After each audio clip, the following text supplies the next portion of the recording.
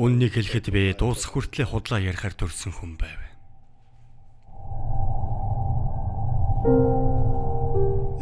Ямар нэгэн порнографтай холбоотой мөнгөөр худалдан авч болох үйл зүйлс харагдах юм бол би худалдан авдаг байв.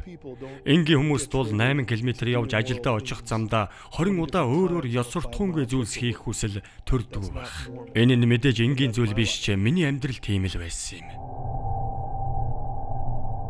Би хэдий 6 настайдаа гэрлэлтээ сүйтгэх зүйл хизээж хийхгүй хэмээн өөртөө амласан ч дараа нь би яг эсрэг зүйлээ хийж байв. Хэрвээ би үнэнээ хэлбэл гэрлэлтээ үгүй хийх болно гэдгээ мэдэж байсан. Учир нь миний үнэн гэрлэлтийг минь сүйтгэх хүч байсан юм. Мөн энэ нь миний хүүхдүүдэд хизээч арилгаж болшгүй хэцүү мэдрэмжийг үлдээх байв. Би сүмдээ, эхнэртэй, хүүхдүүдэд итгэмжит байгаагүй.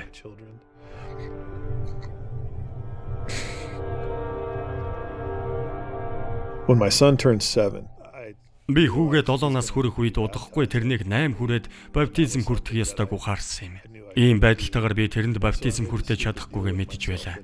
Тиймээс би донтолтоо 1 жил зогсоовол бүх зүйл зүгээр асуудалгүй болж хүүдээ баптизм хүртэж болно гэсэн тэнэг шийдвэр гаргасан юм. Би ердөөл 8-члалын үйл явц дах нүглээ хүлээх гэсэн алхмыг алгасаж болно. Ингэхэд асуудал байхгүй шүү дээ гэж бодсон. Тэгээд тухайн жилдээ би арайдаа ирдсэн. Ихэнх тохиолдолд би бэлгийн харьцааны аливаа хэлбэрээс зайлсхийхийн тулд порнографийн арай хөнгөн гэсэн хэлбэрийг сонгон өөрийгөө дээрдүүлэхийг хичээж байв. Зарим хүн бэлгийн дур хүслийн донтолт нь бодит зүйл биш гэж боддог. Би зогсож чадаагүй учраас амьдралаа газар дор оруулсан байв. Нэг удаа би шүршүрт орж байхдаа дуулал сонсож байсан юм. Ямар нэгэн зүйл бодож төвлөрөөгүй байлаа. Харин дууны үгсийг амандаа даган хэлж байсан ба тэдгээр үгэнд гэрэл бүхий л бие чинь гээгүүлж гэрлүүч нь хөтлөх бөгөөд би чамайг эдгэх болно гэж байв. Тэр хүмүүчд сүнс надад мэдрэгдсэн бөгөөд тэрхүү олон жилийн туршид донтолтод автсан байх үедээ шудраг байж тулсамж аван өөрчлөгдөж болох байсан гэсэн мэдрэмж төрсөн юм. Гэвч би худлаа ярьж байх үедээ ганцаардаж байсан бөгөөд өөрийгөө зогсоож чадаагүй. Их эзэн яг л хэрвээ чи чадвал би чамайг илүү сайн нэгэн болгоё. Би чамайг өөрчлөе гэж хэлж байгаа юм шиг санагдсан. Би бишоп руугаа уцтаж залгаад их нэртэй олон жилийн турш итгэмжит байж чадаагүй. Одоо таны тусламж надад хэрэгтэй байна гэж хэлсэн.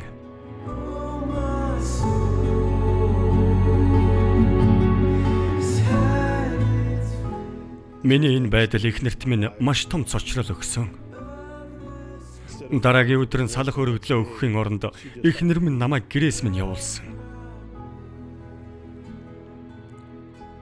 Эхний алхам бол өөрийгөө донтолтыг даван туулах, мөн амьдралаа хянах чадваргүй болсон гэдгээ хүлээн зөвшөөрөх явдал байлаа.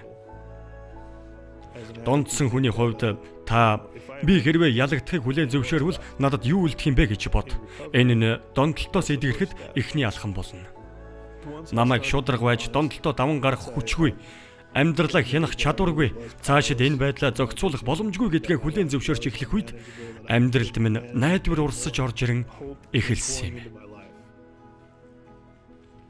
Эхнэр минь өдөр болгон намайг ажилласаа гэртээ ирж хангалттай хугацаагаар байн хүүхдүүдэд оронд нь оруулахыг зөвшөөрдөг байв. Гэрлэлт маань утсан дээр дэнжигнэн байсан ба гэрлэлтийг минь тогтоон барьж байсан тэрхүү утас нь гайхамшиг л байлаа. Донтолтоос ангижрах хөтөлбөрийн гарын авлага дээр аврагчийн хайр болон нэгүслийн учир өмнөгшгөө нэгэн байх шаардлагагүй гэсэн өгүүлбэр байдаг. Одоо миний энд байгаа шалтгаан нь их эзэн намайг тайлбарлаж чадшгүй үгсээр энэрэн хайрлаж аварсны учир юм. Бид бүгд л нэгэн ижил хүмүүс. Мөн биднийг хайрладаг Тэнгэрлэг эцэг бидэнд бий. Тэр биднийг болж чадах тэр нэгэн болгон өөрчлөхийг хүсдэг. Хэрвээ бид тэрэнд амьдралаа зориулвал Тэнгэрийн бүхий л хүчийг доош дуудаж чадна.